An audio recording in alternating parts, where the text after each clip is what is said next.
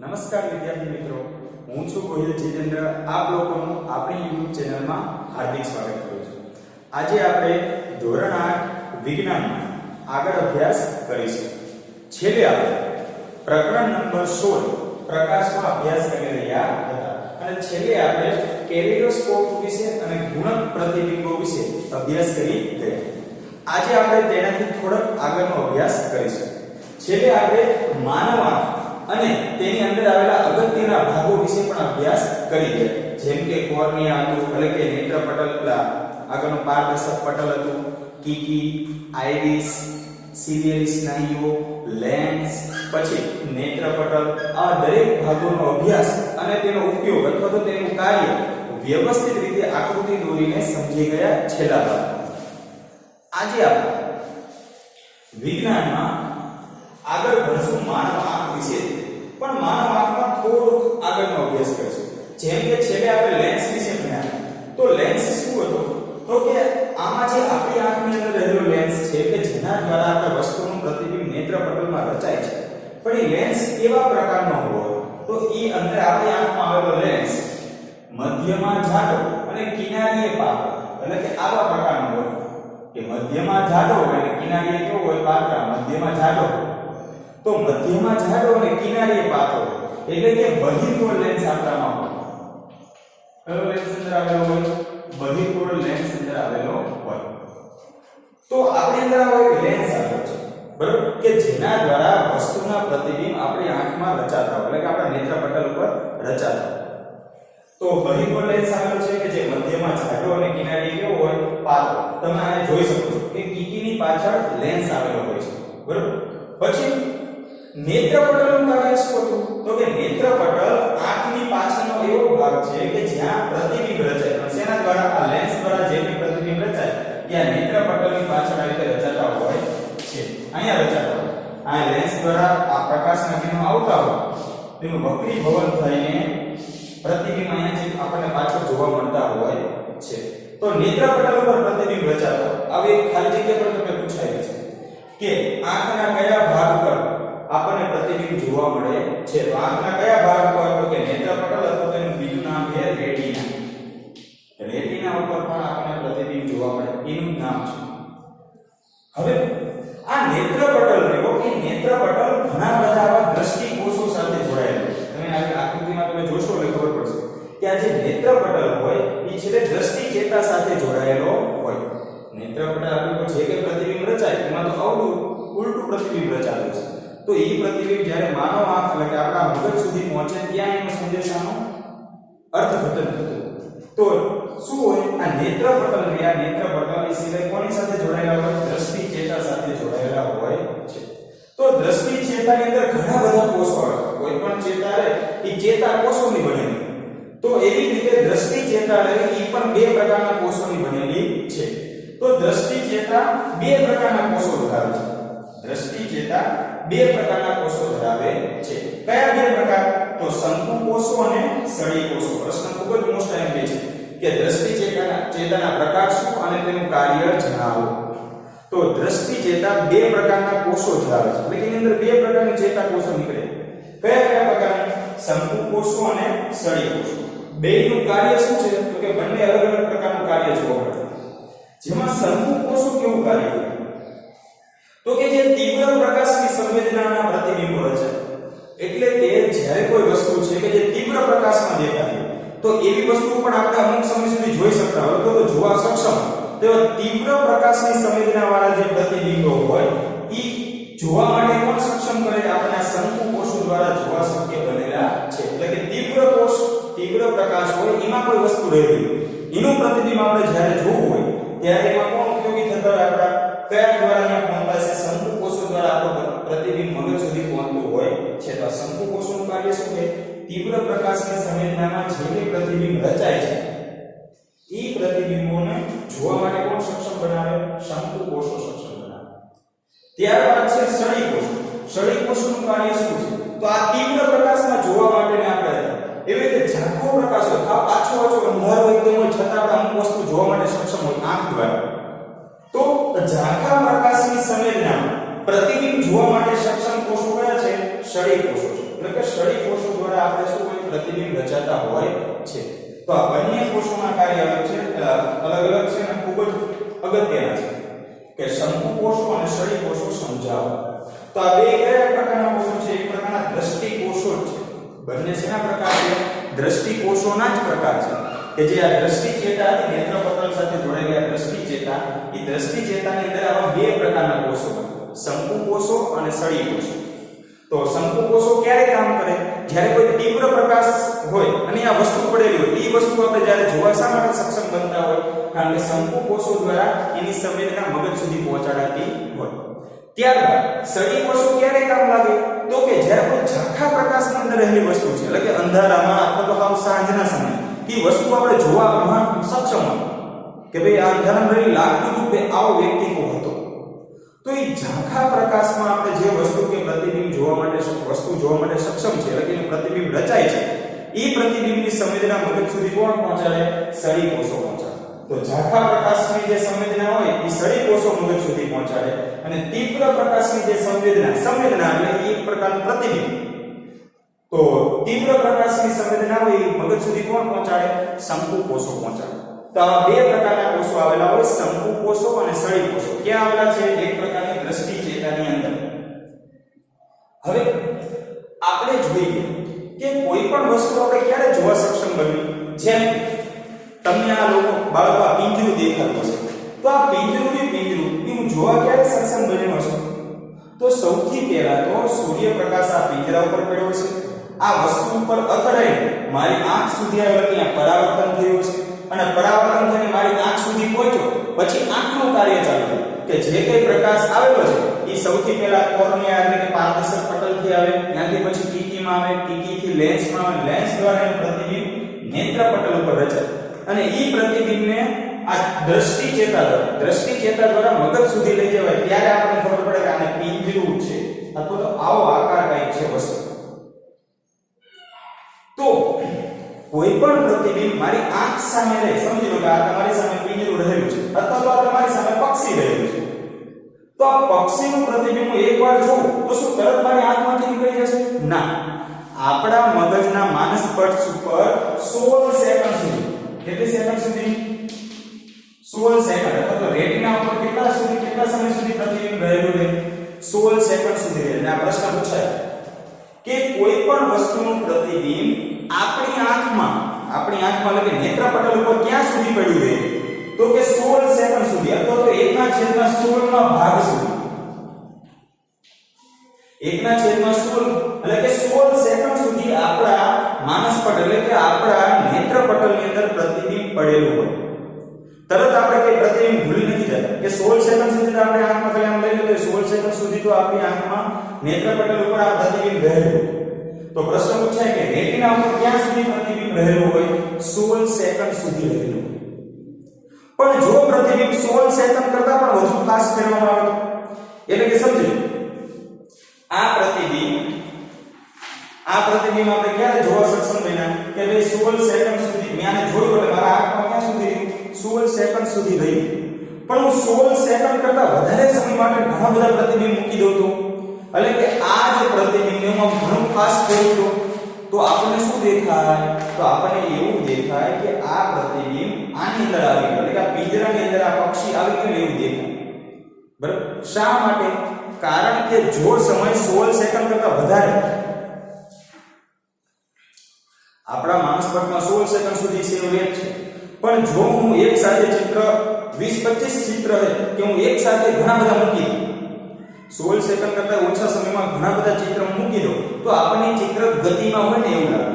જેમ કે તમે થિયેટરમાં જોવા ગયા છો ચલચિત્ર એટલે કે સિનેમા, તો એ સિનેમામાં શું છે તો કે એક કરતા ઘણા બધા ચિત્રો છે, એક પ્રકારના ફોટા જ છે, ઇમેજ જ છે, પણ એક કરતા વધારે એટલે કે 16 સેકન્ડ કરતા ઓછા સમયમાં ઘણા બધા ફોટા આપણી સામે સમક્ષ રજૂ કરે ને એટલે આપણને ચિત્ર હે ને ગતિમાં હોય ને એવું લાગે. આપણને ચિત્ર ગતિમાં શા માટે એવું લાગે છે? કારણ કે ઈ એક સાથે ઘણા બધા ચિત્રને આપણે સમજી લો કે આપણે ઉદાહરણ આપેલું છે જો ચોપડીમાં પેજ નંબર 207 ઉપર આપેલું છે પ્રવૃત્તિ નીચે કે આપણે જે ચલચિત્ર જોઈએ છીએ એ હકીકતમાં એ ઘણા બધા યોગ્ય ક્રમમાં ગોઠવાયેલા ચિત્ર છે. આપણે જે સિનેમા જોઈ છે એ હકીકતમાં શું છે તો કે ઘણા બધા ફોટા યોગ્ય ક્રમમાં ગોઠવીને આપણી સામે મૂકતા હોય એટલે આપણે ચિત્ર શ્રેણીમાં રહી ચાલતું એવું લાગે. કઈ રીતે તો જો તમને કીધું છે તમને આંખોની સામે લગભગ 24 ચિત્ર પ્રતિ સેકન્ડના દરથી ચલાવવામાં આવે તો આપણને ચલચિત્ર જોઈ શકીએ. એટલે કે 1 સેકન્ડમાં 24 ચિત્ર. વિચાર તો કરો તોય આપણી આંખ જોવા માટે સક્ષમ જ છે. 1 સેકન્ડમાં 24 ચિત્ર તમારી સામે મૂકી દે તો ત્યારે આપણને ચિત્ર ગતિમાં હોય ને એવું લાગે. એકને એક ચિત્ર જ્યારે 1 સેકન્ડમાં 24 વાર આમ ફરી જાય ત્યારે આપણને શું લાગે તો કે આપણે ગતિમાં હોય એવું લાગે. એ આ જ ચિત્ર છે, આ બે ચિત્ર છે. હું આને 1 સેકન્ડમાં 24 કરતા વધુ વાર ફેરવી નાખું. આપણી પાસે નથી સક્ષમ કે આપણે 1 સેકન્ડમાં એટલું વધુ વાર ફેરવી. પણ જો 1 સેકન્ડમાં 24 કરતા વધુ વાર ફેરવીએ તો તમને શું થશે ખબર કે આ જે પક્ષી રહ્યું એ અંદર પિંજરામાં પૂરાઈ ગયું એવું લાગશે. તો આ પ્રશ્ન આવે છે. એની પહેલા આપણે અંધબિંદુ વિશે ભણી લેવું જોઈએ કે અંધબિંદુ કોને કહેવાય.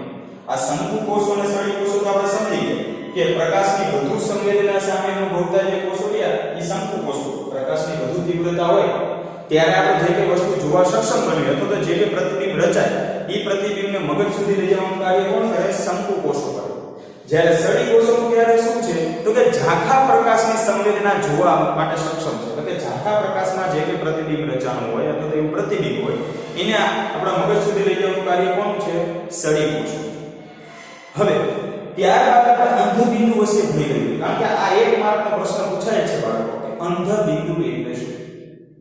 તો અંધબિંદુ કોને કહેવાય? તો કે આપણી આ દ્રષ્ટિચેતા અને નેત્રપટલના જોડાણ પાસે એ નેત્રપટલ આ ભેગા થાય દ્રષ્ટિચેતા. તો દ્રષ્ટિચેતા અને નેત્રપટલના જોડાણ પાસે પ્રતિબિંબ રચાઈ શકતું નથી. એ આ જગ્યાએ પ્રતિબિંબ રચાતું નથી. ક્યાં? આ નેત્રપટલ છે આખે આખો નેત્રપટલ અહીં જોડાણ અને અહીં દ્રષ્ટિચેતા. તો આ નેત્રપટલના જોડાણ અને દ્રષ્ટિચેતા પાસે પ્રતિબિંબ કોઈ દિવસ રચાતું નથી. ઈ જે બિંદુ રહ્યું ઈ બિંદુને શું કહેવાય? અંધબિંદુ કહેવાય કે જ્યાં પ્રતિબિંબ રચાતું નથી. પ્રશ્ન આવો પણ પૂછાય નીચેનામાંથી ખાલી જગ્યાએ પ્રતિબિંબ રચાઈ શકતું નથી. ક્યાં? અંધબિંદુ પાસે. અંધબિંદુ પાસે પ્રતિબિંબ રચાતું નથી. તો અંધબિંદુ કોને કહેવાય? તો કે દ્રષ્ટિચેતા અને નેત્રપટલના જોડાણ પાસે. આ દ્રષ્ટિચેતા અને આ નેત્રપટલના જોડાણ પાસે કે જે બિંદુ પ્રતિબિંબ રચાઈ શકતું નથી તે બિંદુને શું કહેવાય? અંધબિંદુ કહે છે. તો અંધબિંદુ કોને કહેવાય સમજી શકશો બાળકો કે અંધબિંદુ કોને કહેવાય? તો કે એવું બિંદુ અથવા તો એવું જગ્યા આપણી આંખની અંદર આવેલો એવો ભાગ કે જ્યાં દ્રષ્ટિચેતા અને નેત્રપટલનું જોડાણ હોય કે જ્યાં પ્રતિબિંબ રચાઈ શકતું હોતું નથી તેને શું કહેવાય? અંધબિંદુ. અને ક્યારે આપણે જોવા સક્ષમ બનતા કે 1 સેકન્ડ જ્યારે 16 સેકન્ડ કરતા વધુ સમય સાથે તો આપણે ચિત્ર જોઈ શકીએ. પણ કોઈ પણ ચિત્ર આપણા માનસપટ ઉપર ક્યાં સુધી રહે તો કે 16 સેકન્ડ સુધી રહે છે. અને જો 16 સેકન્ડમાં એક કરતા વધારે ચિત્ર મૂકવામાં આવે આપણે હમણાં ચલચિત્ર વાળું ઉદાહરણ જોયું છે કે એક કરતા વધારે ચિત્ર જ્યારે મૂકવામાં આવે ત્યારે આપણે શું થાય? એ ચિત્ર ગતિમાં હોય ને એવું લાગે છે. ગતિમાં હોય ને એવું લાગતું હોય છે. તો આ ખાસ યાદ રાખજો. હવે બાળકો થોડી અગત્યની માહિતી આંખ વિશે આપણે સમજીએ. આંખ આપણું સૌથી અગત્યનું અંગ છે તો આપણે આંખ વિશેની ખામી એને સાચવવાના ઉપાયો આપણને ખબર હોવા જોઈએ.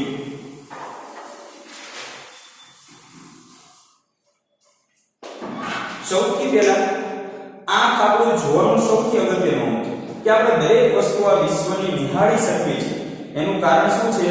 આપણી માનવ આંખ. એટલે કે આપણે આંખ દ્વારા જ આ બધી વસ્તુને નિહાળી શકીએ છીએ. તો આંખની સંભાળ લેવી પણ સૌથી અગત્યની છે બાળકો. આંખને સાચવવી, એની કાળજી કરવી એ પણ આપણી એક પ્રકારની ફરજ છે અને આપણું જ કાર્ય છે. આપણી આંખ આપણે સાચવશું તો શું થશે? તો સૌથી પહેલા આંખમાં કેવા પ્રકારની ખામી થઈ શકે? એની પહેલા સૌથી સ્વસ્થ આંખ કોને કહેવાય? તો એવું માનો કે કોઈ પણ આંખનું રક્ષણ કરવા માટે પોપચા આવેલા છે.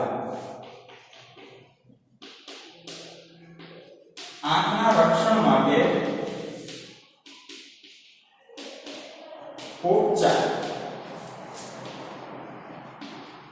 આંખના રક્ષણ માટે પોપચાની રચના થયેલી છે. આપણે આંખ ઉપર આવેલા છે કે આપણું આંખનું રક્ષણ કરે. ક્યાં પ્રકાશ સામે કોઈ વસ્તુ આવતી હોય ત્યારે તો આપણે તરત આમ આંખ બંધ થઈ જાય, બરાબર, કે જેથી શું થાય, આપણા આંખનું રક્ષણ થઈ શકે. તો પોપચાની રચના થયેલી છે કોના માટે? આંખના રક્ષણ માટે. પછી બીજી વાત કે સૌથી સ્વસ્થ આંખ કોને? તો આપણી આંખ જો 25 સેન્ટીમીટર દૂર પડેલી વસ્તુ, સમજી લો કે આ ન્યૂઝપેપર છે, આ ન્યૂઝપેપર છે, તો 25 સેન્ટીમીટર એટલે કે આટલે પડેલી વસ્તુ, જો 25 સેન્ટીમીટર દૂર પડેલી વસ્તુ આપણે આંખ સહેજ પણ નાની કે મોટી કર્યા વગર વ્યવસ્થિત વાંચી શકતા હોય તો આપણી આંખ સ્વસ્થ છે તેમ એમ કહેવાય. લઘુત્તમ અંતર કેટલું હોવું જોઈએ?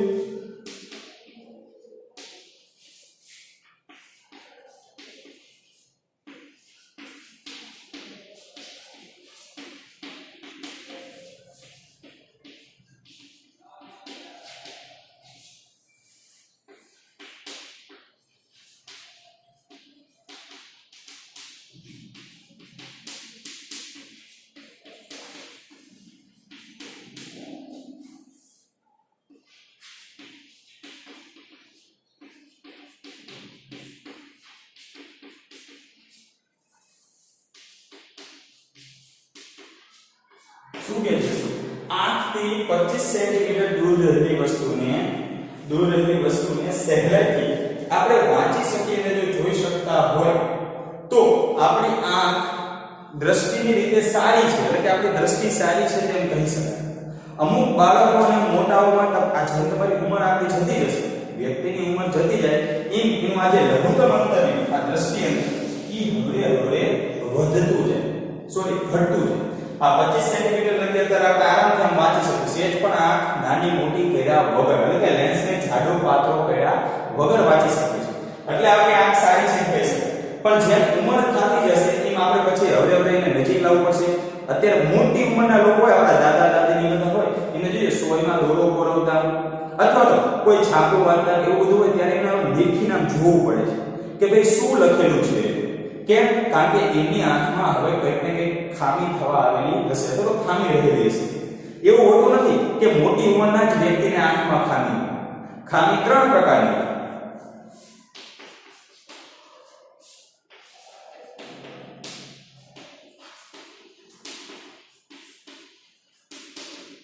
આંખની ખામીઓ 3 પ્રકારની હોય. પહેલી ખામી કેવી છે? લઘુ દ્રષ્ટિની ખામી.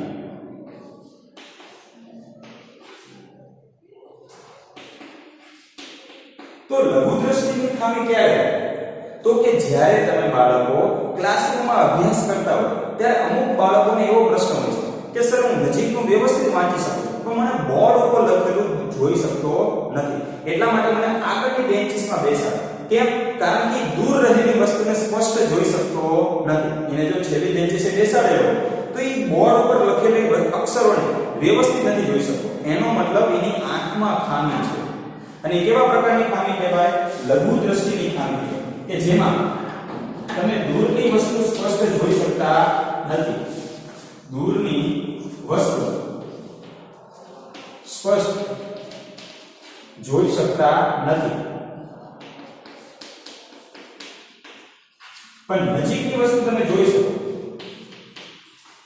નજીકની વસ્તુ તમને સ્પષ્ટ દેખાય.